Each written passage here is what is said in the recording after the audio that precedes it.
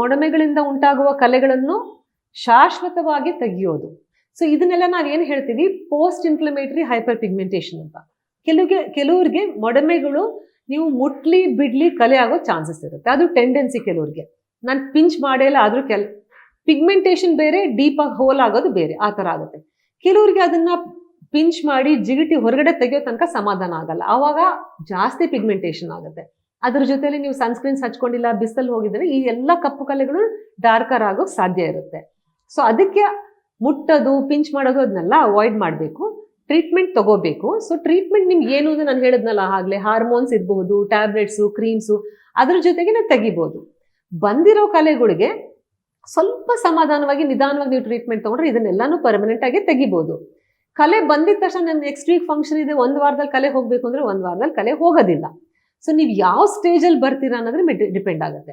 ಸುಮ್ಮನೆ ಸೂಪರ್ಫಿಷಿಯಲ್ ಕಲೆಗಳು ಅಥವಾ ಹೊಸದಾಗಿ ಬಂದಿರೋ ಕಲೆಗಳಿಗೆ ನಾವು ಕ್ರೀಮ್ಸ್ ಕೊಟ್ಟಿದ ತಕ್ಷಣ ಅದು ಕಡಿಮೆ ಆಗ್ಬಿಡುತ್ತೆ.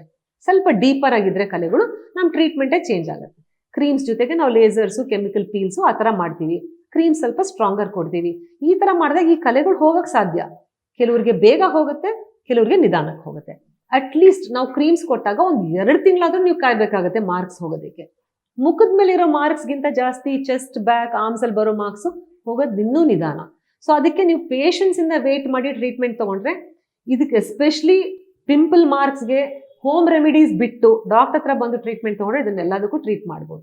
ಹೋಮ್ ರೆಮಿಡೀಸ್ ಒಬ್ರಿಗೆ ಸೂಟ್ ಆಗಿರೋದು ಇನ್ನೊಬ್ರಿಗೆ ಸೂಟ್ ಆಗಲ್ಲ. ಸೊ ನೀವು ಜನರಲ್ ಆಗಿ ನೀವು ಇದನ್ನ ಮಾಡಿ ಹೋಗ್ಬಿಡುತ್ತೆ ಅಂದ್ರೆ ಹೋಗಕ್ಕೆ ಸಾಧ್ಯ ಇಲ್ಲ. ಕೆಲವರು ಏನೇನೋ ಈ ಮೂಢನಂಬಿಕೆಗಳಿಂದ ಟ್ರೀಟ್ಮೆಂಟ್ ಟ್ರೈ ಮಾಡಿ ಅದರಿಂದ ಇನ್ನಷ್ಟು ಜಾಸ್ತಿ ಕಪ್ಪಾಗಿ ಬರ್ತಾರೆ. ಅದ್ರ ಬದಲು ನೀವು ಸ್ಟ್ರೇಟ್ ಅವೇ ಡಾಕ್ಟರ್ ಹತ್ರ ಹೋಗಿ ನಿಮ್ಗೆ ಯಾಕೆ ಕಲೆ ಆಗಿದೆ, ಅದನ್ನ ಹೇಗೆ ಕಡಿಮೆ ಮಾಡಿಸ್ಬೇಕು ಅಂತ ನೀವು ಟ್ರೀಟ್ಮೆಂಟ್ ತಗೊಂಡ್ರೆ ಇದಕ್ಕೆಲ್ಲ ಪರಿಹಾರ ಇದ್ದೇ ಇದೆ. ನೀವು ಸಣ್ಣ ಆಗ್ಬೇಕಲ್ವಾ, ಅದು ಒಂದು ಉತ್ತಮ ಆಹಾರದಿಂದ ಸಣ್ಣ ಆಗ್ಬೇಕಲ್ವಾ. ಪ್ರತಿದಿನ ನಮ್ಮ ಜೀನಿ ಸ್ಲಿಮ್ ನ ಯೂಸ್ ಮಾಡಿ ಯಾವುದೇ ಸೈಡ್ ಎಫೆಕ್ಟ್ ಇಲ್ದಂಗೆ ನೀವು ಸಣ್ಣ ಆಗ್ತೀರಾ.